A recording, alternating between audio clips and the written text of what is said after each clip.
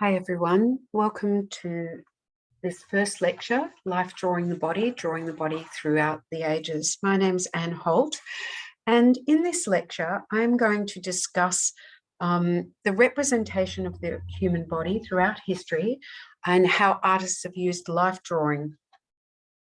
It is by no means a definitive history. In an hour and a half, it's impossible to really cover in its entirety the last 2,000 or 2.5, actually 30,000 years of human pursuit of drawing the human body. But we will get an overview of different approaches throughout history.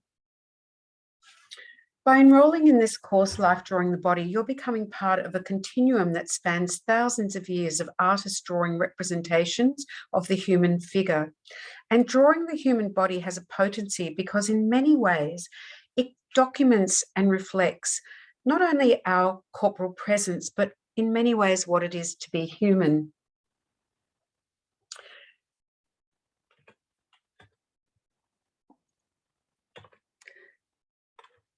Depictions of the human figure are one of the most consistent and enduring themes in the visual arts across all cultures and across the ages.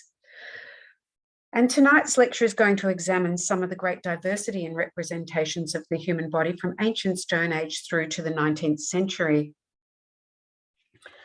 Here I just want to start with these three images of people drawing the body from life.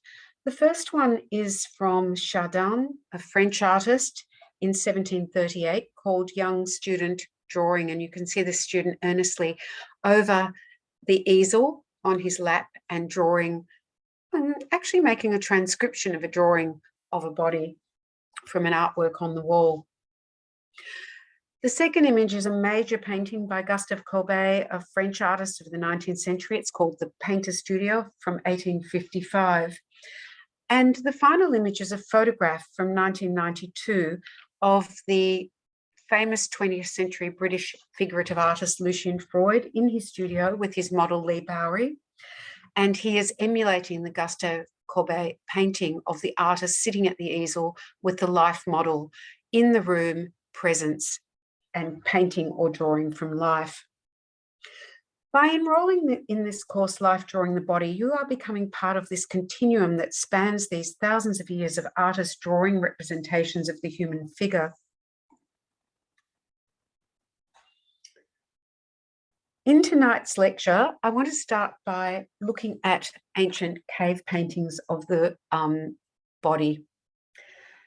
This first image is a painting from about 20,000 years ago. It's from La Craie in France, and it is of a human male figure.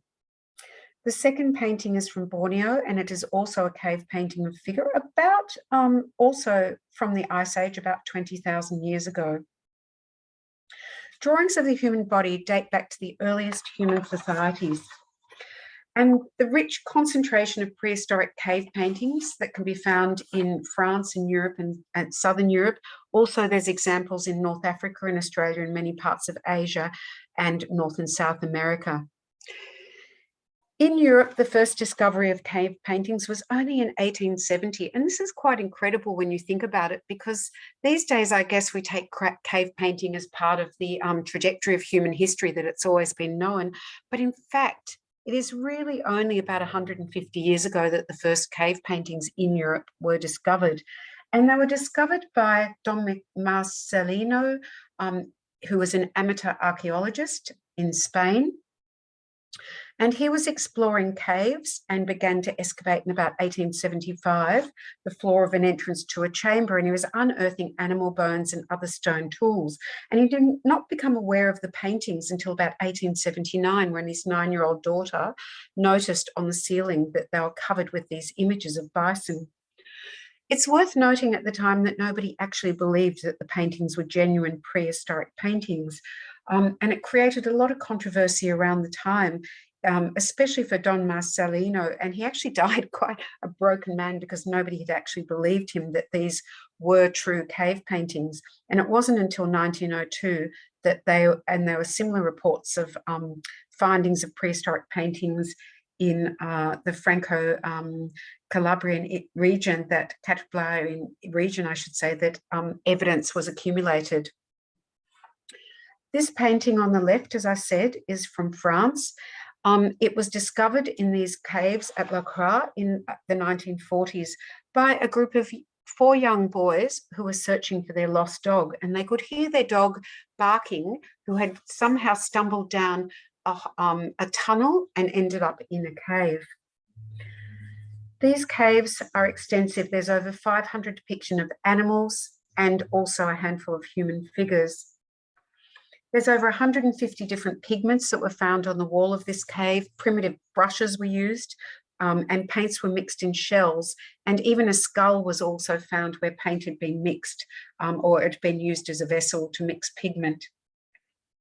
Tapers or lamps using animal fat were used to light the walls of the caves. You'll note in this painting, in both paintings actually, that the figures are very simplified. They're rendered in an economical contour line and stylized into this kind of schematic representation. They are essentially stick figures and defined by the use of strong outline with very few details. You'll also note that the sex is very prominent in this first image of this man. And it is thought that, the symbol of fidelity was very important in ancient images, these early ancient images. Drawing as an activity is very primal in its nature, and it has an immediacy and the trajectory of the hand following the contours of the form of what the eye sees. I don't know if these particularly would have been drawn from life. They would, however, just have been drawn in terms of the artist's knowledge of how to render a form in these simple outlines and from memory. The stick figures in the painting from Borneo appear to be dancing in some kind of animated pose with their knees pressed outways, and this beautiful little figure down the bottom also that you can see. They're quite animated, quite beautiful.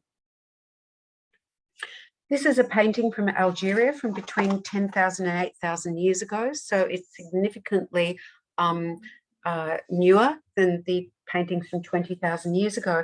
And you can see in this painting how the image of the figure has become more sophisticated in terms of the representation of the human form. There's a sense of the leg muscles. The figure is engaged in an activity of hunting. And through this painting, we kind of have a privy into the snippets into the lives of ancient man and the earliest tribal societies. It's quite beautiful in the way it communicates the animation of the figure, I think, and holding up the bow and arrow. It's quite important to realise that cave paintings have survived because they have been rendered on a solid surface and protected from the elements and remain rigid in a stable rock form, on the rock surface, I should say. Drawing, of course, is an incredible medium to transcribe imaginative ideas and the images in our mind's eye. And drawing as an activity through these paintings can be traced not only as a record of human existence, be it collective or individual, but also as marking and documenting a society and the way that people lived. Looking at these ancient paintings, I think, is quite a moving experience because it connects us directly to this unbroken line with the first humans who sketched a line drawing in the sand or scratched an image into a cave wall of the human form. To draw is to be human, and to draw the body connects us to this lineage, as I was saying at the beginning of the lecture. Sculpture also offers us some of the best examples of early representations of the body in prehistoric times, although they are very rare. And this beautiful example, the Venus of Willendorf, or Woman of Willendorf, is from about 30,000 BC. It's believed to be one of the oldest known sculptural depictions of the human body in Western art, and it was found in 1908 by a group of workmen during an archaeological excavation near Willendorf in a village in Lower Austria. So again, relatively, considering how old this sculpture is, 30,000 years old, it was only found a little over 100 years ago. It's carved from oolite, which is a type of limestone. It's very small. It's only about 11 centimeters high, or 4.4 inches. So it's thought that this sculpture was portable and most likely belonged to nomadic tribes who could carry it with them. Note the simplicity of the form. The figure is faceless, but clearly it represents the female body. The large belly and the breasts and the pubic area are greatly emphasized. It's thought to be a fertility symbol and may have had some kind of mystical, cultural, or spiritual association. The hair is braided in 7 circles, 7 in later times being regarded as a magic number used to bring good luck. It's thought, although we don't know for sure, that this little sculpture may have been like a lucky charm that these nomadic hunters would carry with them when they were hunting to bring them success. There's something about the size of this too, that it would actually fit in your hand. And I can imagine it would be quite beautiful to hold this beautiful, voluptuous, round, softly carved stone in your hand. I know that just my own experience of being down off the coast of Tasmania and finding tools, Indigenous tools, which of course I've picked up and left, but picking up these tools that you find and that are perhaps millennia old and holding them in your hand, there's something really special about holding something that you know that people generations ago have created and used.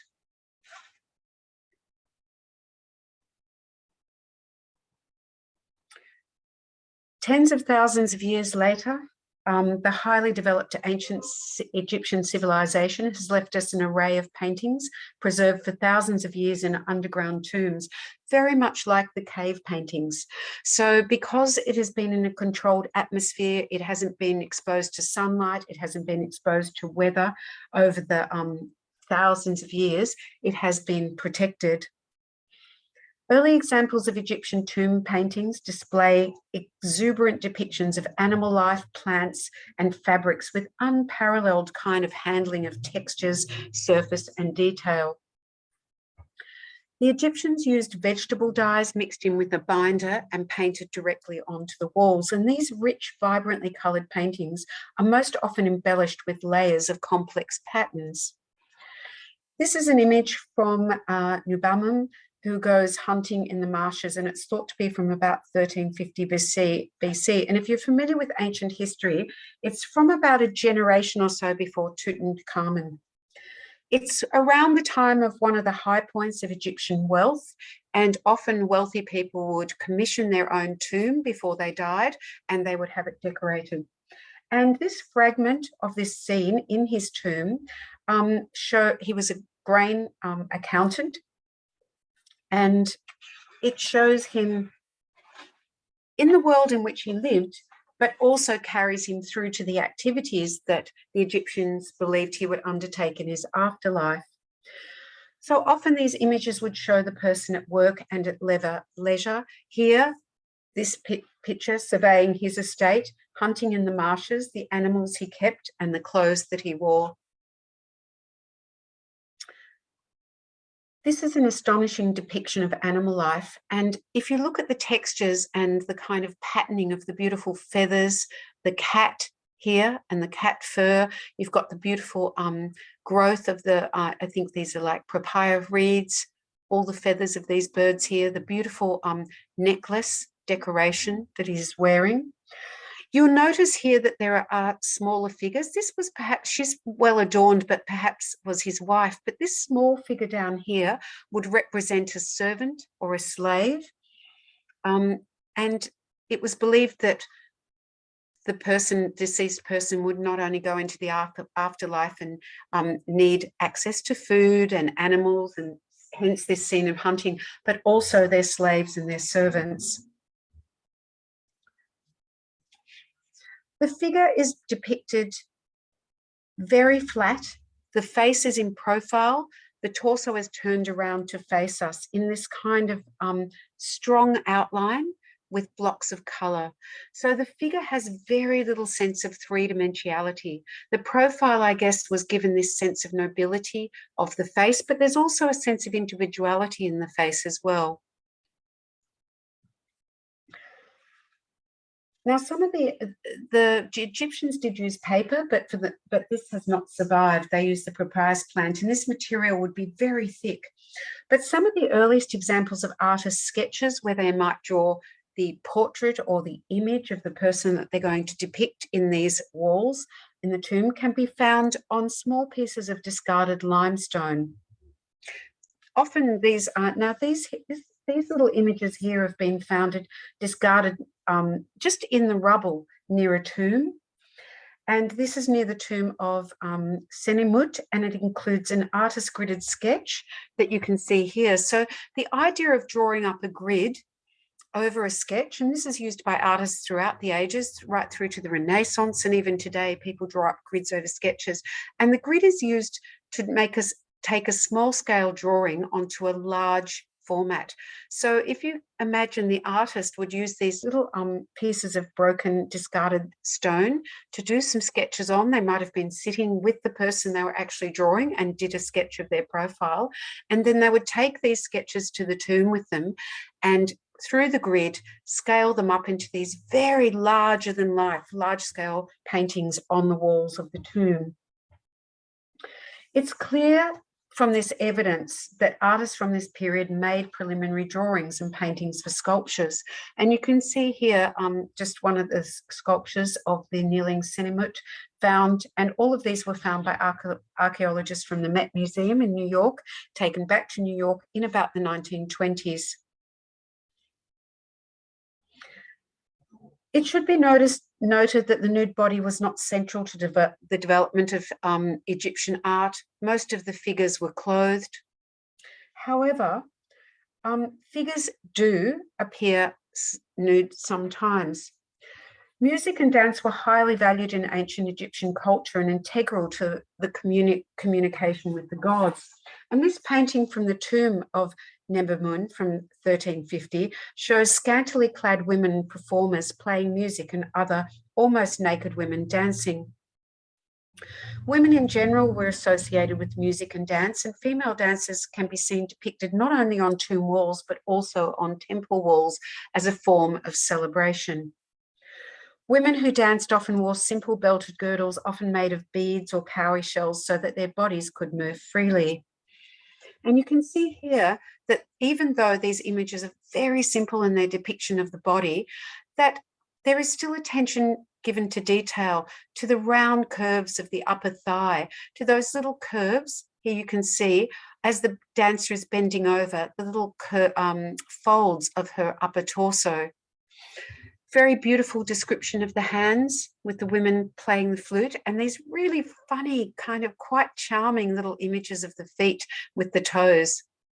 So you can see that the artist is trying, to create this kind of very realistic and animated image of the figure.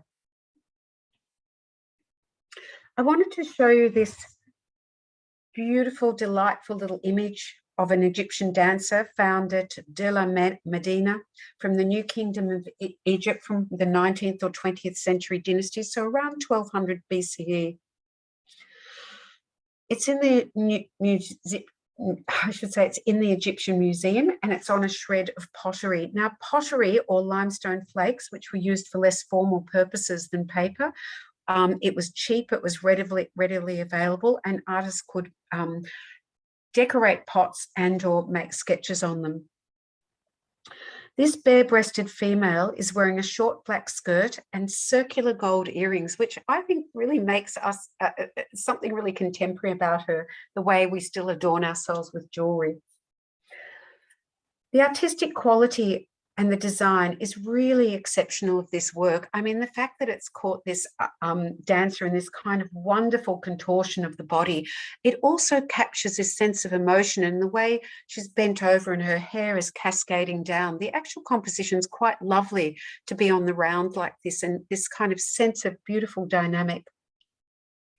It's also really quite erotically charged because Unlike some of the other figures depicted in Egyptian painting that appear very static, like in the first image I showed you from Neburan of him hunting, there is a real sense in this image, as I said, of capturing this kind of movement. And this is something that you'll be looking at later in your life drawing in this course, where you'll be trying to capture the body in motion.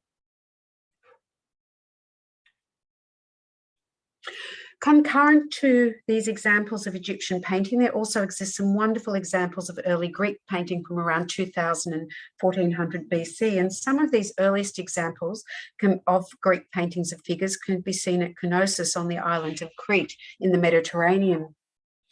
The Temple of Knossos was an extensive building, and the ruins are considered to be part of Europe's oldest city, and it was settled as early as the Neolithic period around 10,000 BC.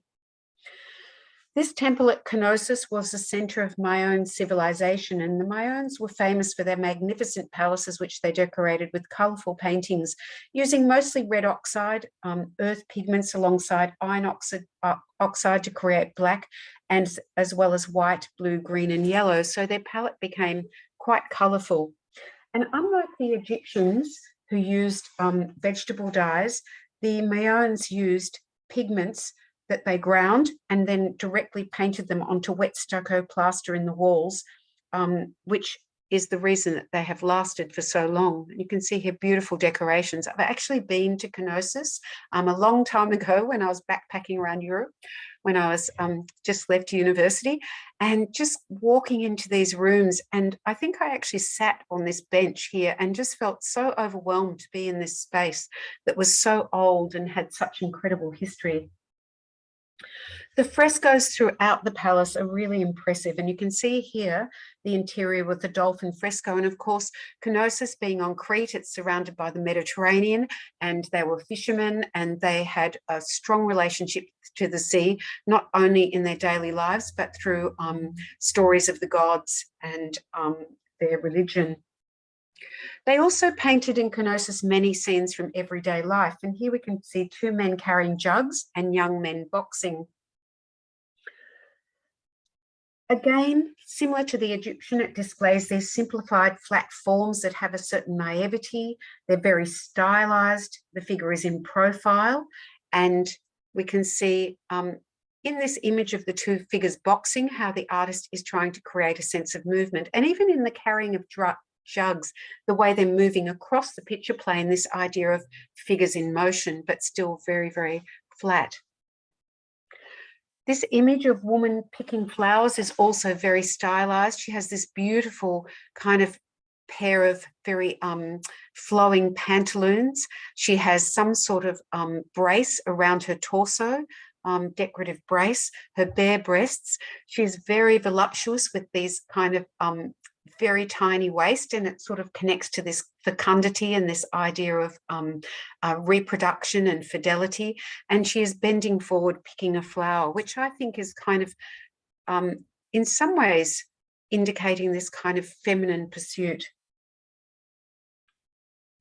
Now, it's interesting to consider this early image of men boxing, because in ancient Greece and Rome, athleticism was considered a really important part of the culture.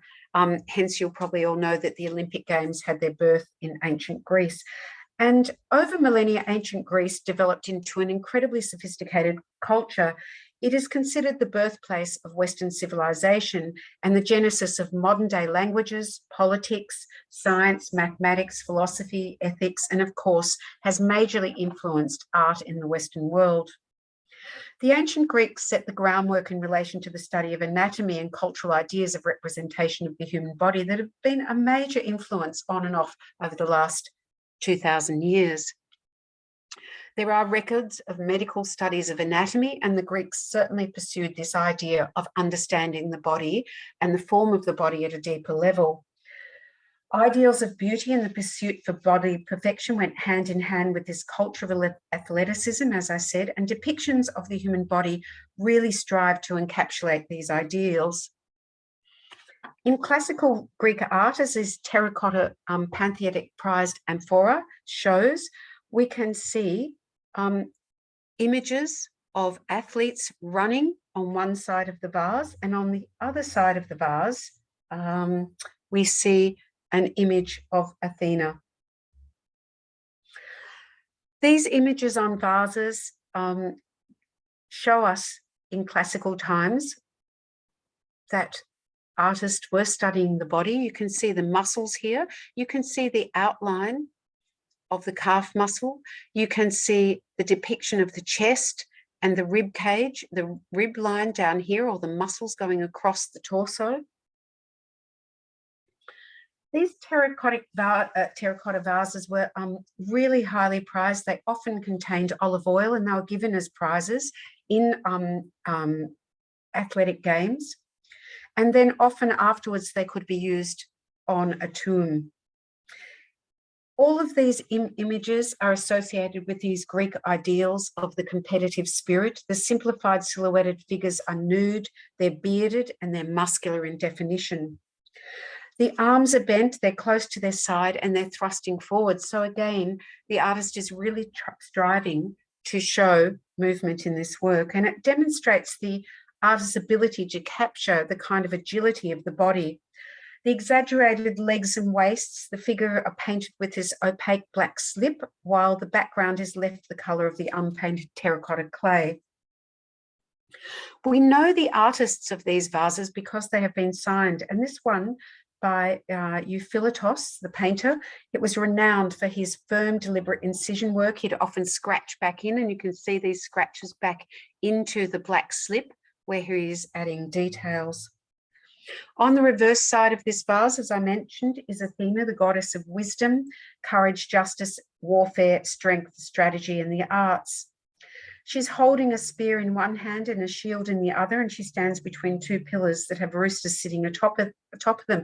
And this is very typical to juxtapose a scene from everyday life, the athletes competing, with scenes of the gods. And it shows how the two scenes are an example of how mythology and daily life were intrinsically linked in ancient Greek culture. Another Greek vase, this is the Euphronios crater from ancient Greece from 515, and it's considered one of the best examples from antiquity. You can see the figures in this depiction are becoming much more sophisticated. The outline detail on the vase are painted with opaque black slip again, and the figures themselves are left the colour of the unpainted terracotta. On one side is an episode from the Trojan War that depicts the death of Sarpedon, the son of Zeus. It's incredibly sophisticated. If you see the figure falling down here, his wounds, the men bending over him, and it has this great sense of kind of gravity of the death of this soldier. On the reverse is a contemporary scene of Athenian youths arming themselves before battle. Note the fine detailed features of their profiled faces that display individual characteristics that suggest that these figures were drawn from life, and the bodies are depicted in this beautiful naturalistic style, suggesting an understanding of anatomy and the mechanisms of movement of the body, foreshortening and spatial illusion. So even though there is a certain flatness, we're getting much more sense of three-dimensionality in these figures. Ancient Greek sculptures, Greek and Roman sculptures, reveal that artists from the classical period, again, as I've said before, closely observed the human body and understood the systems of muscles beneath the skin. These complex forms indicate that they must have undertaken preparatory studies from life. This marble statue of Chorus, a youth from 590 to 580 BC, it's in the Metropolitan Museum in New York, is one of the earliest marble statues of a human figure carved in Attica. The rigid stance with the left leg forward and the arms at the side, it was derived from Egyptian art, or they took a lot of their knowledge from Egyptian art. As you can see, it's very, very static. The pose provided a clear, simple formula that was used by Greek sculptors throughout the 6th century. And in this early figure, there's almost kind of a geometric abstraction that predominated. The anatomical details are kind of rendered in these very strong, rigid outlines. This statue would have marked the grave of a young Athenian aristocrat, and you can see the detail in the hair, quite beautiful.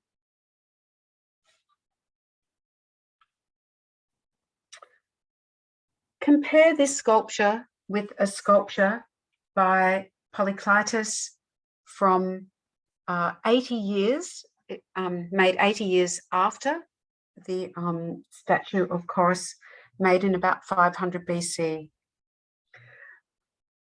It also shows an athlete holding up a ribbon, about to tie it around his hair. Polykleitos was one of the most famous of the Greek sculptors of this period, and several ancient marble copies of his original work survive. So in ancient Greek sculpture, not many bronzes survive, but there are copies, and they were made copies by the Romans, and this one is in the British Museum and is approximately from 100 AD. Again, we see the theme of athleticism and the anatomical form of the youth, and this kind of celebration of the beauty of the body. You can see in this image by Polykleitos's work that there is much greater sense of naturalism, and he was renowned for his breakthroughs in naturalistic poses. The figure is no longer upright, but standing contrapposto. That means with his weight on one leg. It's a much more naturalistic pose. It's very convincing, even though the figure has been idolized to a certain extent to show the youth as a very beautiful and idealized image of perfection of the human form. And Polykleitos was famous for formulating these systems of proportions that achieved this artistic effect and allowed others to produce similar.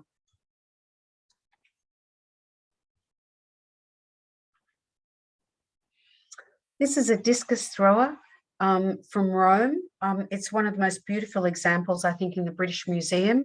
It's based on a Greek sculpture from Myron from about 500 BC, and it conveys great movement, showing the body captured in the moment of just about to turn and throw the discus. So I think we can really relate to this. Again, thinking about that idea of the ancient Greek and games, athletic games, and we still have discus throwers in contemporary Olympic games. It's got an incredible sense of dynamic movement and complexity, the arc and twist of the hips, and it demonstrates a sophisticated understanding, again, of anatomy. It is a perfect form, a celebration of what it is to be human and what the body can achieve, and reminds us of the Greeks' concern with this potential for humanity. The Greeks believed not only in the great through philosophy and through ethics and politics, this kind of pursuit for the potential of the mind, but also the potential of the body. And the ancient Greeks believed that a person was at their physical peak at 19 years old, and that they should strive for this great level of perfectionism and fitness. I want to just quickly show you this image of Aphrodite, because the images I've been showing you from ancient Greek have been predominantly of men. This is Aphrodite of Kindos, and it's of the goddess Aphrodite by Praxiteles of Athens around 4th century BC. The original sculpture did not survive, but various copies have been made, including this one that's in the Vatican in Rome.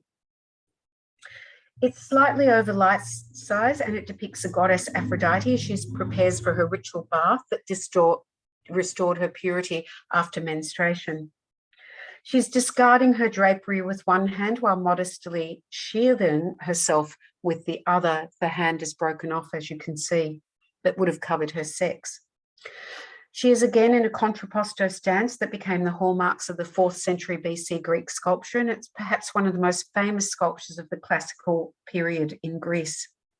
It's inspired artists for centuries to come, right through Roman times and into the Renaissance. And I'll show you an example of an early Renaissance painting that has been inspired by this sculpture later on in this lecture. As I said, it's incredibly significant because it displays an alternative to the heroic male nudity, and up to this point, Greek sculpture had been dominated by male nudes. It's the first known life-size sculpture of a female portrayed completely in the nude from ancient Greece. Although we did see nude pottery, they were often courtesans or slave girls, but this is the first depiction of a fully nude deity or goddess.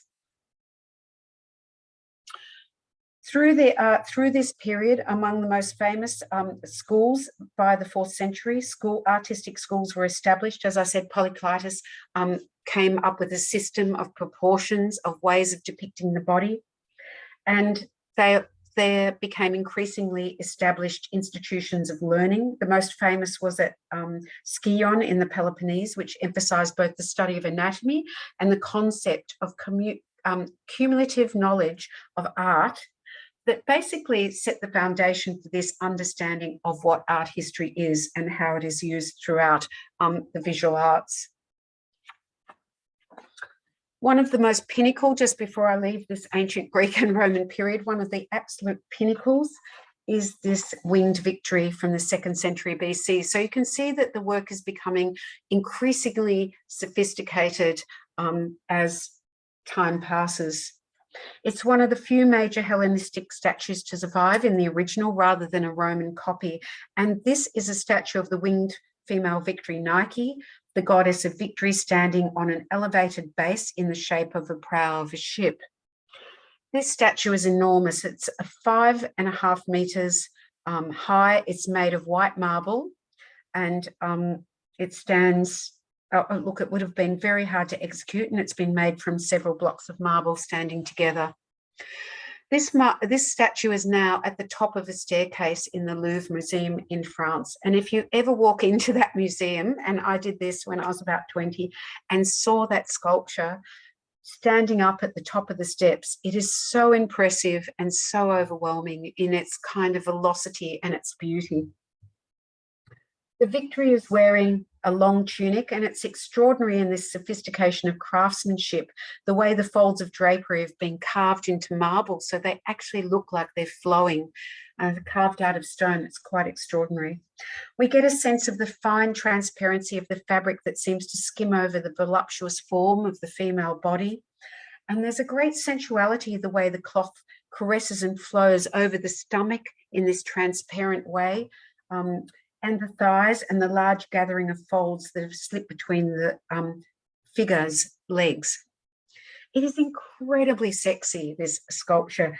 And notice the balance and harmony in the proportion of the body. The right shoulder and breast are slightly raised, indicating that the right arm was held aloft. In fact, one of the hands was found sometime later, after this sculpture was originally installed. It was found in 1950, and it had an open palm and 2 outstretched fingers, suggesting that she was holding her hand up in a gesture of greeting. The figure, through the energy that's been creative in the way it's been carved, is appearing to be thrusting forward as the cloak is swept open with the folds of the cloth streaming out behind the figure. And it suggests the sheer force of the wind. So the viewer is led to imagine the expansive space and visceral elements around the figure. Now, this is really significant because it creates a deliberate relationship to the imaginary space. The wind and the sea are suggested as metaphors of struggle, destiny, and divine help or grace. So like all examples of great art, it is not only presents a tangible image, but also fuels our imagination and transports us to this wild scene with the wind howling. It's important to keep in mind that the legacy of the ancient Greece and Rome, because later in this lecture, you will see how ancient Greek art is a driving force for all the innovations that took place during the Renaissance in the 15th century Italy. Indeed, there would have been no Renaissance in 15th century Italy without the art of ancient Greece and Rome, nor the rise of academic painting, especially in France during the 18th and 19th century. Thus, their legacy was profound and even resonates today in some of the techniques you'll be employing in your life drawings during this course. However, the ancient Greek and Roman empires came to an end. The collapse of the Greek Empire around 146 BCE and the subsequent fall of the Roman Empire between 395 and 476 AD. All of these artistic developments, innovations, and the aesthetic qualities of these great artworks virtually became lost as Europe fell into a period known as the Dark Ages. As the Dark Ages came about, the rise of Christianity eroded the traditional Roman value systems, including the depictions of the male human body. So it should just be noted that Christianity, of course, had become, was illegal through a substantial part of the Roman Empire, and it only became legalized in 313 and later became a state religion in 380. So this was just prior to this. Christians had faced persecution for centuries. So as the Roman Empire began to collapse, Christianity became more prevalent. The art of the Middle Ages reflects Christian doctrine that dominated society at the time. The Dark Age, right through the Dark Ages, between 500 and 800, and also the medieval period, which lasted from the Middle Ages up until the 1400s. As I said, Christianity became a predominant religious force, and the doctrines and the teachings and the values had enormous influence over all aspects of society, including art. Many parts of Europe became feudal and subsequent societies. There were multiple wars that kept populations occupied. Systems of education and learning fell away. The majority of the population were illiterate, and most places of scholarship were confined to monasteries and dominated by this Christian learning.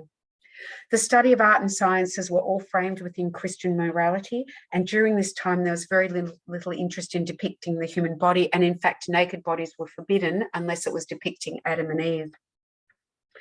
The body was considered sinful and the cause of temptation. The body was considered only a vessel, a temporary vessel for the soul. Manuscripts like this one that I'm showing you here, which is from Ethiopia from about 400 AD, is thought to be the oldest Christian book.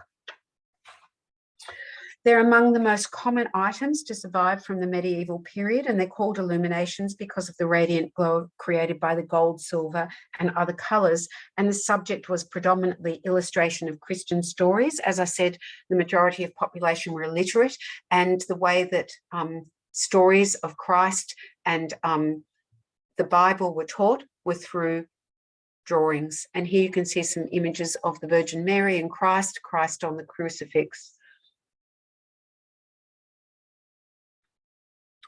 This is an image of Adam and Eve by an unknown artist from 950. Now, if you think about that incredible sophistication when I showed you Winged Victory from ancient Greece, and this very simplified image, it's tempera on parchment. Parchment is a stiff, flat material made from prepared animal skin, usually sheep or goat skin. And the medieval approach to the human body can be seen in this manuscript very clearly. As I said, only nudes permitted were depictions of Adam and Eve. Note how simplified and crudely they're outlined. It shows very little attention to anatomical structure of the body. In fact, that it indicates to me that the artist has very little understanding of human anatomy or drawing from life. Of course, everyone knows what a body looks like from their own body, but he would certainly not have been allowed to work from models. Also, the understanding of anatomy was very limited because the Catholic Church prohibited dissection. I think there's something almost quite humorous about this image. The look on their face as they're seeing the snake who is tempting them in the Garden of Eden. They're holding up little leaves to cover their sex. Even the breasts have been simplified over these over-exaggerated kind of arms that are coming across the body. Quite funny. Almost looks like a little dance. This is a little later. This is from 1150, and it's the Annunciation from the Swabian Gospel manuscript.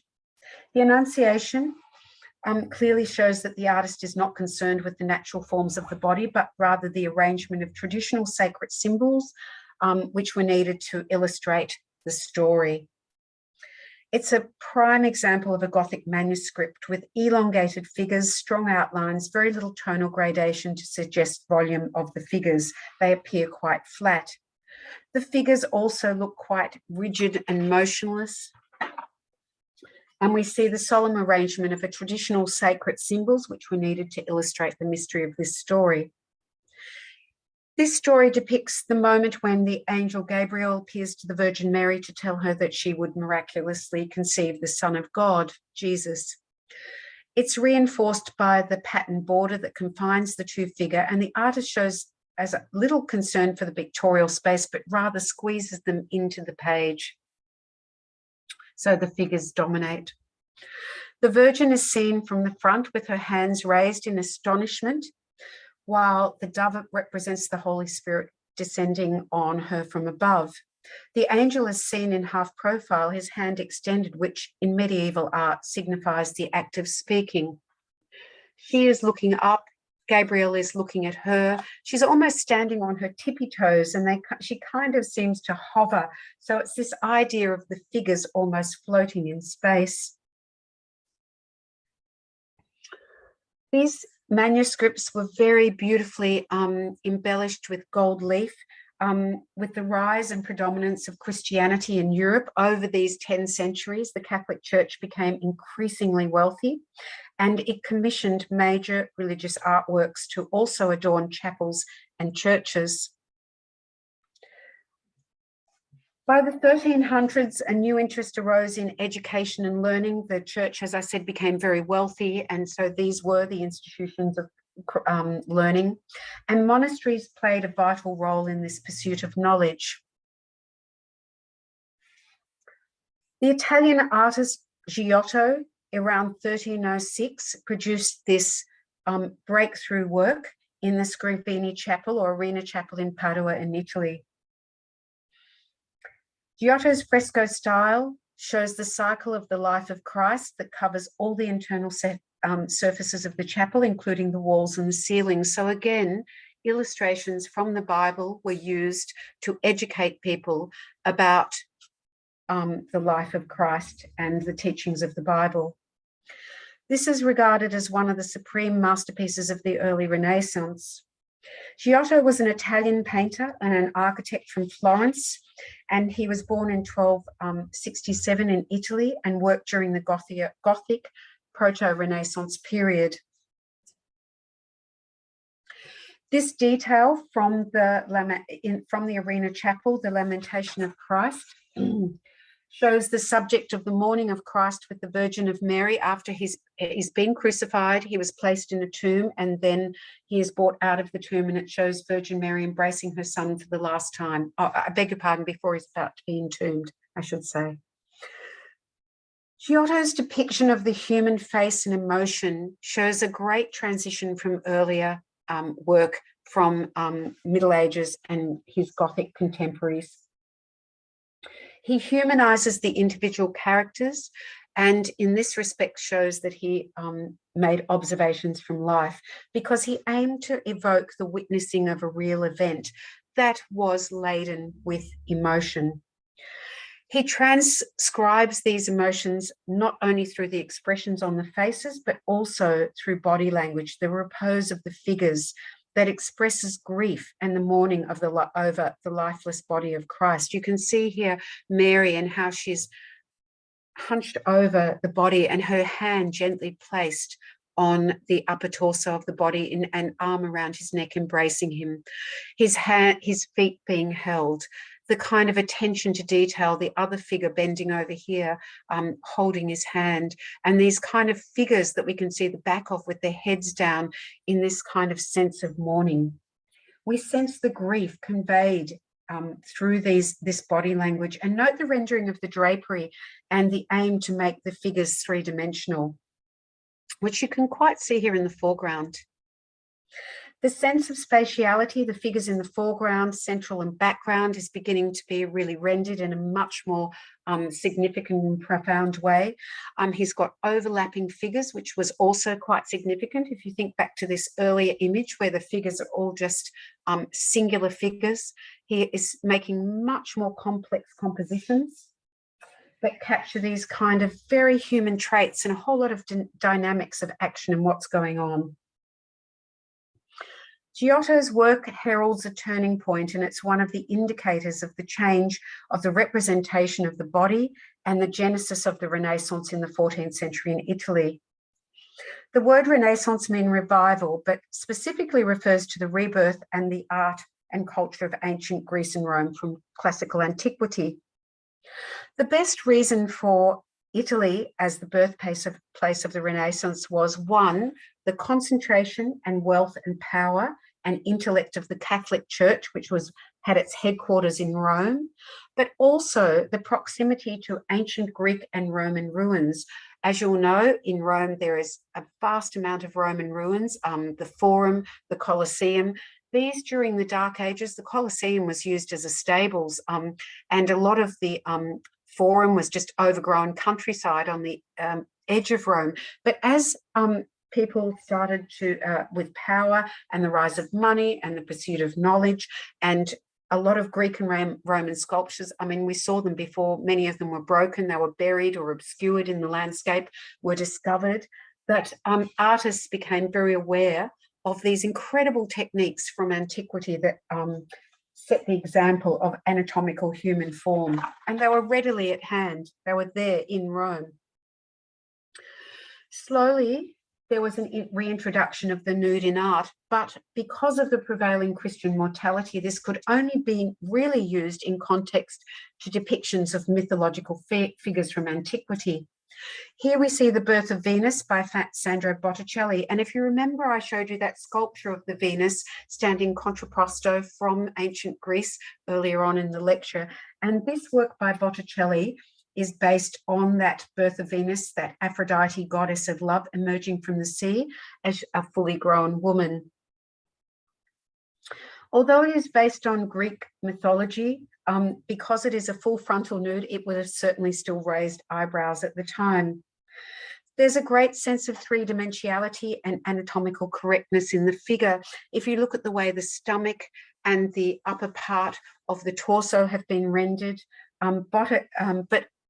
and even the hands, the legs, the knees, this beautiful depiction, even the feet are quite beautifully drawn.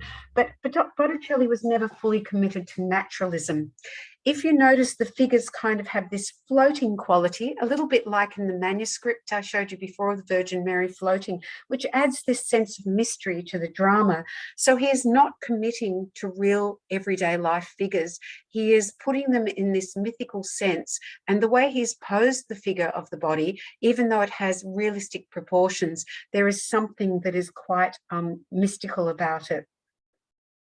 The pose of Venus is classical in some respects, but the overall treatment of the figure standing off center with the curved body and the long flowing lines, as I said, in many ways respects and stresses or stems from Gothic art. She is not standing, but in many ways, this, I was going to say she is standing, but in many ways, this kind of pose is almost impossible as she's contrapposto with weight on one foot, but her body is swung over the top of that leg, almost as if she was going to tip over. The floating qualities is also reiterated through the kind of delicate fabric as the figure reaches out to dress or cover Venus as she comes out, emerges out of the shell, out of the water.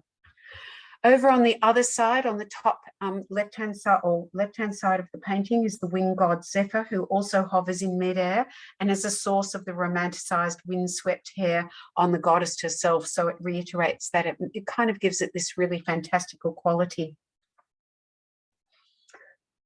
None of the figures cast shadows. There's not a great deal of spatiality. And also the figure herself has this, of Venus, has this sort of faraway, dreamy look.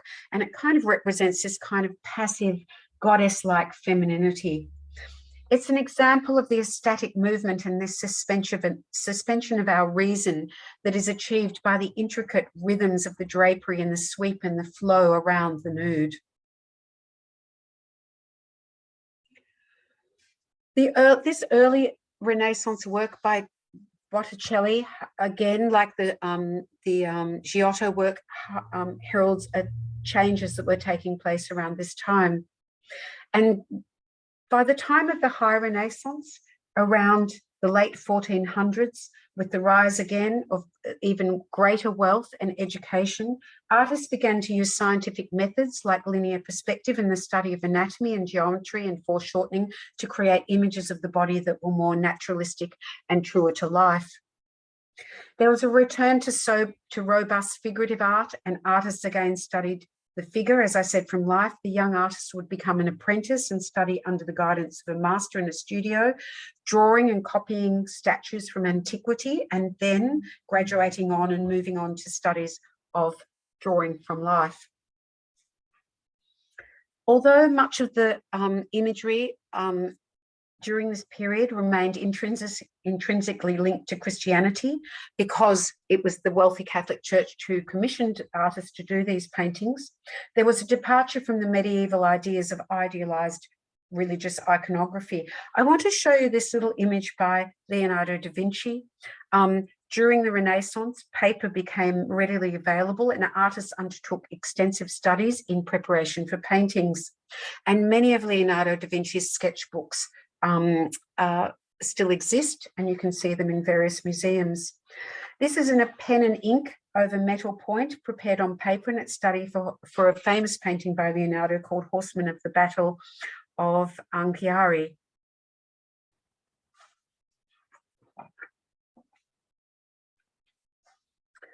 Driven by his scientific curiosity, Leonardo da Vinci studied the world around him in the minutest detail. You can see studies of these horses, but also particular anatomical studies for his paintings of the figure.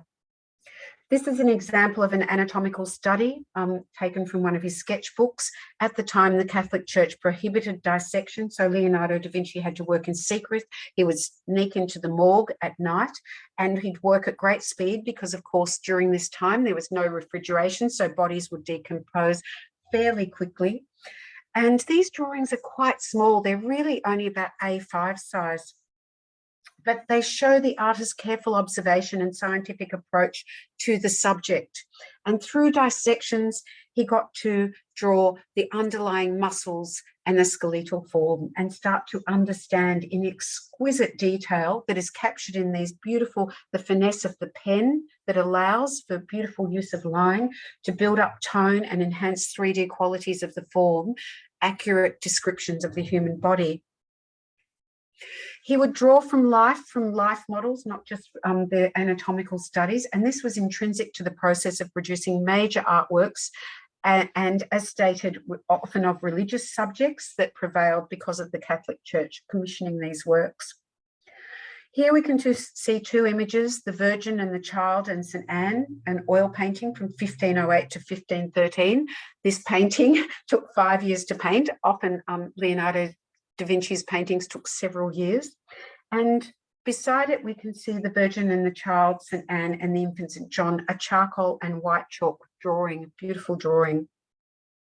This is a huge scale drawing. The painting, as I said, took several years, and he would make multiple sketches that then he could base his painting on. The Virgin Mary sits on the lap of her mother, St. Anne, you can see in this drawing, set in a beautiful dreamlike landscape. St. Anne's gesture, her finger pointing to the heaven, alludes to Christ and his future destiny. It's an example of an intact drawing or a cartoon specifically made for a painting on 8 sheets of paper glued together and made to the scale of the painting. I'll tell you what the scale of the painting is. Well, I'll just find it here. I think I have it. Oh, no, I don't, but it is, beg your pardon that I don't have the scale of it. Oh, 1.42 meters by 1.5. Some areas have been deliberately left inconclusive or in a rough outline, just as it's a preparatory drawing to map out the composition of a major work. We know that Leonardo da Vinci used models and drew from life, and there is documentation of this of his most famous painting of the Mona Lisa. But beyond the accuracy, you can see the great naturalism in the anatomical form that he's drawn and painted here. There is an incredible sense of the kind of lived and breathed and body language, the gentility of the language of body language of Virgin Mary, the serenity in her face juxtaposed with the calm assurance of St. Anne, and the Christ child, his fingers pointing upwards, a return to trying to capture the dynamics of movement, so that the artwork encapsulates kind of a life force and an energy not seen during the medieval period. I love in this painting the way the figure of Christ is kind of trying to break free of his mother's grip. It's very typical of a mother holding a child, and he's trying to embrace the little lamb, move away from her, wiggling around. Michelangelo was also a seminal Renaissance artist. He was about 20 years younger than Leonardo da Vinci and very much followed in his footsteps. Like so many other innovations from the Renaissance, one of the key seminal eras in art where they developed technology and looking at anatomy, Michelangelo used life drawing as the basis for his studies. Here we can see the Sistine Chapel, which is one of his most famous works in Rome. It was a major commission from the Catholic Church, and it shows scenes from the Old Testament, including the creation of the heavens and earth, the creation of Adam and Eve, the expulsion from the Garden of Eden, and the story of Noah and the Great Flood.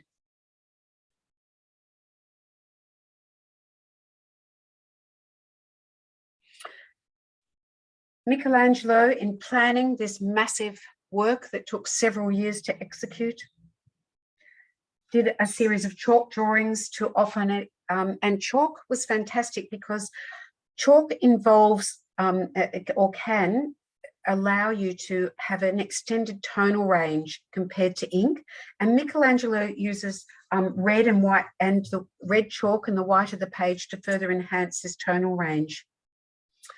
His drawing here, which is a study for the Sistine Chapel, you can see the painting on one side in the Sistine Chapel, and is of the Libyan Sibyl, and it is in red chalk. He also he really aimed to perfect the human form. So while Leonardo da Vinci's figures have this kind of gentle naturalism, I think that Michelangelo certainly wanted to create almost perfect figures like the ancient Greek and Romans that held this in such high esteem, this level of human perfectionism. Although the red chalk gives a slightly lesser contrast than the black chalk, Michelangelo really appreciated this kind of lustrous surface and the warmth that it allowed him to depict flesh. He articulates every muscle in the back of the Libyan figure, and in fact we know that he used a male model for this depiction of a female form, but he has this extraordinary ability to render both the strength and the elegance simultaneously.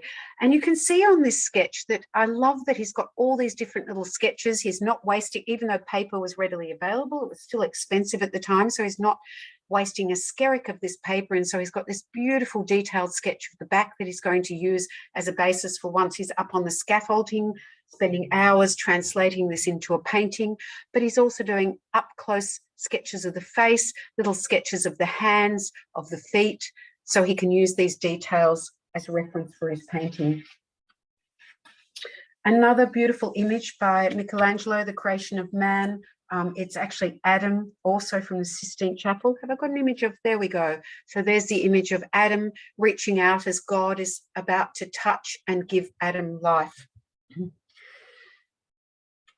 It's this study of Adam, the reclining figure, is obviously taken from life. Michelangelo would have had a model to, and it's symbolic of the perfection of God's creation that represents an unparalleled observation of the idealized male form.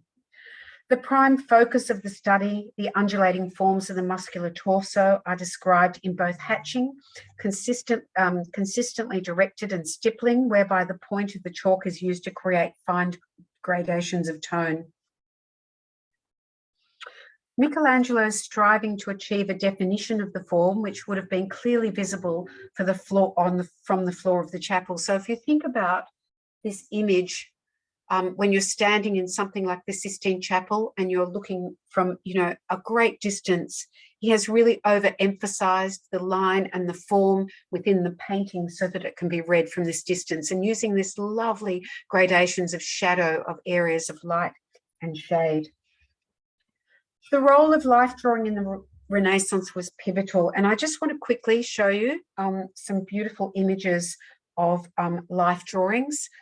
This one by Bassano di Grappa. He's using charcoal and white chalk, and it shows an incredible naturalism. Multiple figures he's drawing on one page, and you can clearly see this kind of study from life. And it's got an incredible freshness. It almost seems contemporary. Not all the figures are completed in the drawing, but he's just capturing this movement and the different stances of the figure. A beautiful image by Raphael, another seminal artist of the Renaissance, a red chalk drawing with touches of black chalk, done at the height of the Renaissance, which displays this kind of very soft and fleshy figure. That's also obviously been drawn from life. And this image, not so much idealized, but a naturalism, and it has a real sense of humanism. Titian's Venus of Urbino. Titian was part of the Venetian School of Art. Now, if you think today that, you can hop on a train in Rome and in a couple of hours be in Venice, but during the Renaissance, it would have taken a great deal of time to travel from Venice to Rome. There was a very distinctive school that developed in northern Italy, and it combined the inspiration from these kind of classical-orientated forebears with a new emphasis towards lush colour and distinctly Venetian kind of love of embellishment and sumptuousness, I should say.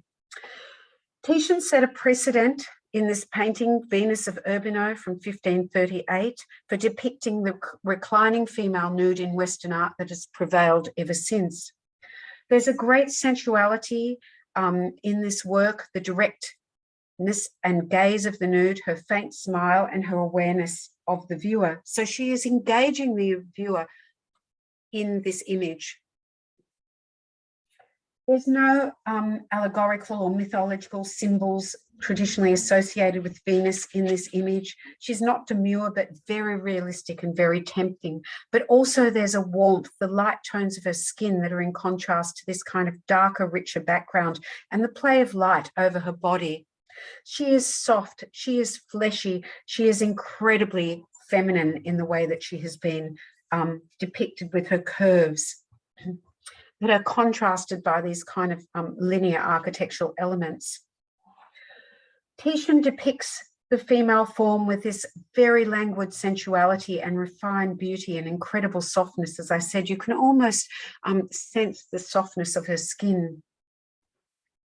Compare it to something like Michelangelo's painting of Adam with his muscular forms. But the Venetian school promoted these kind of humanist values with the use of linear perspective combined with this naturalism. The artist's work is characterized by loose brushstrokes and an expressive application of paint, and it is likely that at times he used his fingers as well as brushes to apply and blend the paint. She's reclining on the soft folds of fabric, the little dog curled up. There are so many beautiful aspects to this painting that just create this sense of kind of incredible comfort, I suppose. And this is reiterated by the fluidity in oil paint and the emotion in the image. It's considered one of the most famous and accomplished examples of the genre over the centuries, and it inspired many subsequent paintings, including Goya's Nude Marcha, which I'm going to show you in a minute. I'm just looking at time and I'm going to have to jump ahead. In northern Italy, like their counterparts in northern countries, I should say, like their counterparts in southern Italy, artists embraced wholeheartedly drawing from life. And this is Albert Dürer's self-portrait from 1509 in pen and brush, black ink with white lead on green paper. It shows a stark, unadorned image of the artist's nude body with anatomical precision, bold in its direct gaze, but also a kind of coldness. He uses chiaroscuro, strong use of light and shade to help emphasize the 3D qualities of the figure. He undertook very detailed studies of different parts of the body to hone his skills in life drawing to carry through to his paintings. This is one of the most famous Dürer images, Hands Praying from 1508. And it shows an image in black and white on blue paper. It's an extraordinary example of drawing and considered to be a completed artwork in its own right, not just a study. He uses the fine tip of a brush to render the complexity of the three-dimensional forms of the hands, and we can see the understanding of the bones underneath the hands, the veins, and even the surface and texture of the skin of this older person's hands that have been so beautifully transcribed in this drawing. Other artists who studied aspects of the human body, like Giuseppe de Ribera, a Spanish artist, showing these little, this is in an etching, but study of ears that encapsulate this concern for detail and reality and unglorified naturalism. If people like, or artists like Michelangelo painted and drew the body in all its perfection, then artists, especially in Spain and in Northern Europe, aim to capture the kind of everyday people with this realism and the human qualities and their imperfections. This is a painting by Rembrandt from 1636 called Danae. Now I'm going to talk about images of Danae in the third lecture because there's a whole lot of political connotations related to the depiction of female nudes, the male gaze, gazing at the female body. And but I'll talk about that in a later lecture. So Danae was a figure from Greek mythology, the mother of Perseus. She is presumably depicted as welcoming Zeus, a god, who came into her boudoir, and he impregnated her in the form of a shower of gold. Rembrandt used live models, and in fact, the face of this is of Gertrude Dierks. Excuse me, my Dutch pronunciation is not very good, but she was actually Rembrandt's lover or mistress at the time, and he has painted her as a very voluptuous natural woman. The figure has her hand raised up as if enticing someone into her bed, a device that also invites the viewer to enter the picture. So it's not only about a detached adoration of a great beauty or Danae and a story from the mythology or perfectionism, but of human interaction and engagement. Rembrandt was a real proponent of this, and we can see in this image, Girl at a Window. It's a kitchen maid, a scene from everyday life. It is an intimate little painting that shows this girl leaning out of the window, and it's only about 78 by 63 centimeters. The figure directly gazes at the viewer, enticing them to enter the picture plane, and he's also employing trompe-l'oeil, this device to create the illusion of space where the window's ledge comes out into the picture plane, so we almost feel like we could lean over and engage and become part of this picture. It's not about a detached adoration of great beauty or perfectionism, but again, human interaction and great engagement, and creates a genuinely kind of, preoccupation with human personality and everyday interactions. And I just want to skip through some really beautiful images of Rembrandt's nude sitting, or his sketches, I should say, and how he drew constantly from life. This is sitting nude in black chalk. This is Rembrandt's self-portrait. It's one of my favorite all-time images, I think, because it's just been done with a brush very quickly you can see that he's really almost like a shorthand, where he's got these very broad, quick brush strokes of ink to capture areas of light and dark, and there's this great dexterity. And it's also this great humility where he's just, drawing himself as he sees it himself, without, any sort of ego, mouth open. One of his etchings where you can see he builds up line and cross hatching to create this lovely sense of three-dimensionality, a woman reading a book. A street scene, so he'd take his little sketchbook, just like you might take your visual diary, out onto the street and draw scenes from everyday life. You can see a woman embracing a child walking down the stairs, people sitting outside.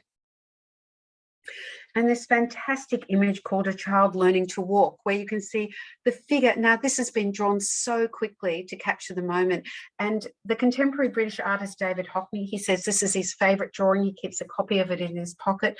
But you can see the woman or the figure, it might be a woman or a man, it's not really specific, is kind of crouching down, encouraging the child to walk, and the two figures holding the child's hands, just about to let go, capturing this moment in time. Remember, there was no photography at the time, and it's describing the forms with such great economy of line, and the figure watching on. These humanistic, this interest in humanistic qualities and seen from everyday life were captured by the Spanish artist Francisco Goya, who worked during the 1700s and early 1800s. This is from 1807, and it depicts a figure called Happy Man that he translated into a lithograph, which is crayon drawn onto a rock that then, or stone that then can be printed. We can see very dramatic light, and it was a metaphor for the darkness of Spain under French occupation at the time, and great economy of form. So not a lot of detail. There were public executions. The French ruled Spain with a very kind of iron fist at the time. Goya recorded this history in the making, and you can see in these two little lithographic crayons again. And the images have a freshness and immediacy in recording these events as they happen. There's a speed and dexterity in the mark making. You have to work very, very quickly. And the body language is the figures that convey great human suffering and despair. Goya is widely regarded as the most important Spanish artist of his era. He was highly successful within his own lifetime, and he marks an artistic turning point as one of the last old masters and one of the first modern painters. In the tradition of the reclining nude that Titian began, this is a groundbreaking contemporary and modern painting of a nude called Goya, La Maja, painted between 1797 and 1800. It depicts a nude woman laying on her back on a spread of pillows, and the subject is looking directly at the viewer, and her hands are resting behind her head. The background is dark without feature, so that all the illumination and our attention is brought to her naked body. The light of the painting, as I said, focuses on her body, and the model confidently smiles at the viewer. She is so self-assured and worldly, unlike some of the demure Venuses of the past. One of the earliest examples of Western classical art that actually depicts pubic hair of a nude woman without any negative associations. So often the sex was covered in previous paintings. Paintings often of women were of prostitutes or similar and caused a great sensation, but this is thought to be the Duchess of Alba, whom Goya had a love affair with, but he never confirmed it due to the controversy that surrounded the painting. But it has great naturalism. It's one of two paintings that Goya did of the Maja. The other one is the same pose and the model, but she is clothed, and reiterates the impact of the nude paintings can have. Around the same time, or within 30 years, was this painting by Francois Boucher, a French artist, Resting Girl, from 1751. The model was Louise O'Murphy. She was thought to be only 16 at the time.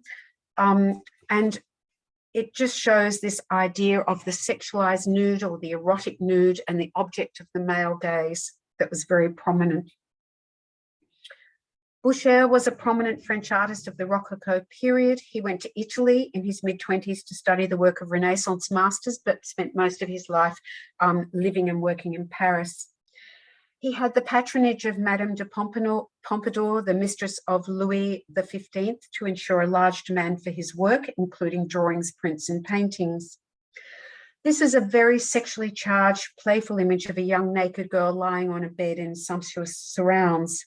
It is one of the most sexually provocative pictures in the canon.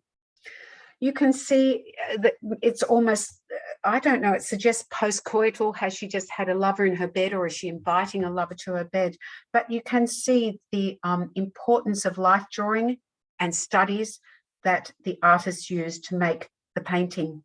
These two life drawing studies for the painting shows the artist experimenting with various poses, slightly altering the pose. And he's using coloured chalks to record the tonal gradations of the fabric as a reference for the final painting.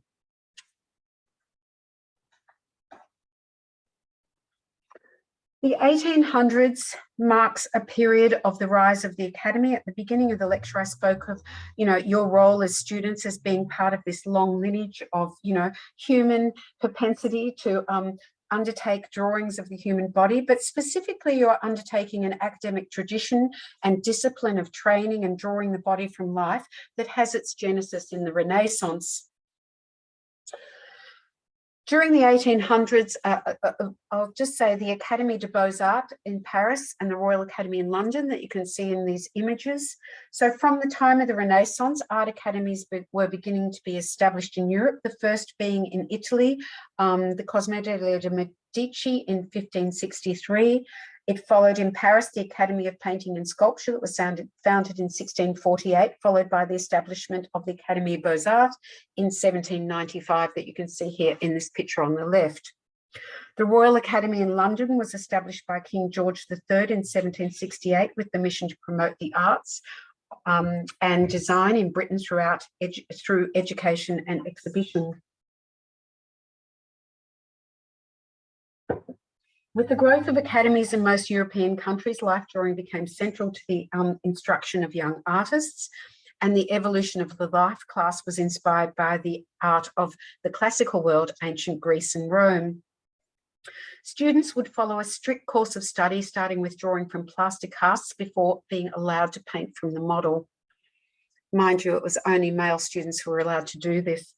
This early image by Thomas Rolson, a life class at the Royal Academy from 1811, shows a compulsory life drawing class. Once it was taking place in a group setting at an official teaching institution supported by the king, the practice of drawing from the female nude became more socially acceptable. However, the Academy stipulated that students must be over 20 years of age, they must be married to attend when a woman model was sitting. Despite this behaviour was sometimes problematic, although the women were paid a kind of shame money to model, they were often assumed to be prostitutes and treated with very little respect compared to their male counterparts. A depiction of the life class by the caricaturist Thomas Rowland hints at this attitude. The life class was a domain of men, and this image from the 1800s from the École in France shows that, very much all of these images are male art students drawing figures of the male body. In the final drawing, we can see here, over to your right, this one by Charles Westcote from the Royal Academy. It depicts a life class taking place. You've got very dramatic lighting. The young, exclusively male art students sit at the easel in a semicircular formation facing the nude male model, who strikes a heroic pose on this dramatically lit platform. The atmosphere shows the students concentrating on their task. And, this kind of tradition continues to today. This idea of life drawing and the male gaze, I'm just going to show you this image from Jean-Léon Gérôme of Fironi before the Areopagus in 1861, which depicts a scene from antiquity of Phryne, a famous courtesan of ancient Greece, being disrobed before the Areopagus. She was on trial for profaning the Eleusinian mysteries, and when Hyperides, who was defending her, started to realize that she might not have a favorable verdict, he disrobed her, and the sight of her nude body apparently so moved the judges that they acquitted her. It's the epitome of academic painting at the time and their obsession with art and mythology from antiquity, but also of objectifying the female form. And it's incredibly, I mean, from my point of view, as a 21st century woman, it is completely sexist painting and reflects the values of the time. And these values I will examine and challenge in the third lecture. So this idea of the academy and classical work, referring back to the Greek, art of ancient Greek and Rome, signified the rise of a French art movement in the 19th century called neoclassicism, so referring to the classical art of ancient Greek and Rome. One of the most famous and celebrated artists of this period was the French artist Ingres, and here is his image of Study of Hands and Feet for the Golden Age from 1862. Ingres, as I said, was considered to be a premier artist of this period and the epitome of neoclassical painting. He was a master draftsman and renowned for his finesse in rendering line. He was educated at the Beaux-Arts in Paris, the French Academy, and the French Academy in Rome. And he profoundly was influenced by the past and the concepts of idealized perfect beauty. He opposed, there was a concurrent art movement in France called the Romantic art movement that did much more naturalistic and vigorous images of stories and figures of the body, images of the body that emerged in Paris at the time. So there were these two schools, neoclassical, that was very formal, and the Romantics. Excuse me. The neoclassicals practiced this academic precision in their drawings from both life and sculpture. And because you're drawing hands tonight, I thought it was particularly relevant to show you this beautiful image of how he's drawn the hands. You'll note his use of line. He's just moving the line around. He's not using an eraser at all. This underdrawing becomes part of the drawing itself, and just, you know, where he's blocked in the knuckle here. And you can see his underlying drawings as he builds up the form and the tone and the 3D qualities of the hands and the feet. He's using directional line coming around the foot here, again, that reiterates the 3D qualities of the forms. These images, also by Ingres, are studies for the Turkish bath, which was a painting, and he made these images, these drawings in 1862, and they're pencil on paper. There's 63 figures in this painting, and they were done entirely from sculpture and cast models. So I think if this is an image that's been drawn from life, you can see the difference where he's drawn these very kind of formal and almost static images from sculptures and cast models. The overall effect of the painting is one of still almost frozen figures, and there's this kind of overall harmony in the composition. Painting in the round, very unusual. If you look here at this figure in the background, she almost looks like that Venus sculpture I showed you from Greece earlier on, and here the reclining kind of figure, classical figures, this array. Now, this painting was made at a time, I suppose, the height of colonialism, where France had gone into North Africa. It's gone into parts of Middle Asia, and like the Spanish and the English and the Germans and the Belgians and French, all colonizing parts of the world, and the Dutch, I should say. And there was this real appetite for the kind of exotic, or, you know, the kind of other worlds of these cultures that have been colonized. And here is the theme of Turkish women bathing, and this kind of stems from this colonization and this kind of, yes, you know, exotic attitude towards these cultures, the other. It brings us full circle in the quest for this precision of purity of the Greeks and Romans in terms of drawing the body. And it is typical of Ong. He's based his image on mythological subjects and exotic locations. It's one example of many paintings that Ong made on the theme of Turkish women bathing. This is one of his most beautiful and perhaps celebrated paintings, called the Val-Picon Bather from 1808, when he was studying at the French Academy in Rome. This painting is quite different, I think, in that it has much greater sense of naturalism than the previous painting that I showed you.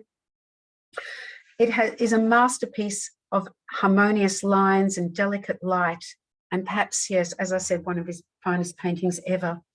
The woman's superb nude back left a deep impression on the artist. He returned to it several times in later work.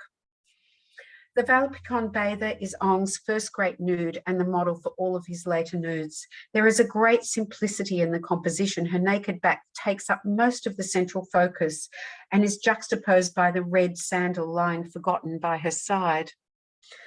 There is something very private and intimate about this work, the fact that we do not see her face or even her profile, and it heralds how radical Ong's composition is, not to show the face. There is no mythological reference serving as a pretext for the nude. She is the sole subject of the work and is framed by tapestries that highlight the arching curve of her back and the beautiful luminosity of her flesh. She has what French 19th century writer Baudelaire termed a deep voluptuousness, yet her timeless immobility makes her somewhat chaste. The scene is seemingly calm and simple, and Ong draws on these same themes time and time again in his drive to attain this kind of perfectionism. This quest for an ideal explains the lack of illusionary depth, the diffused light, and the refusal to depict the angles of the woman's frame. So we get this kind of soft overall flesh that flows over her body, almost like the fabric flowing over this soft kind of cushioning on the bedding.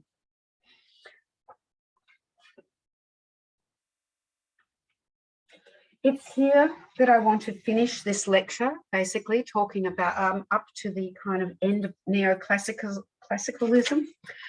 In the next lecture, I will be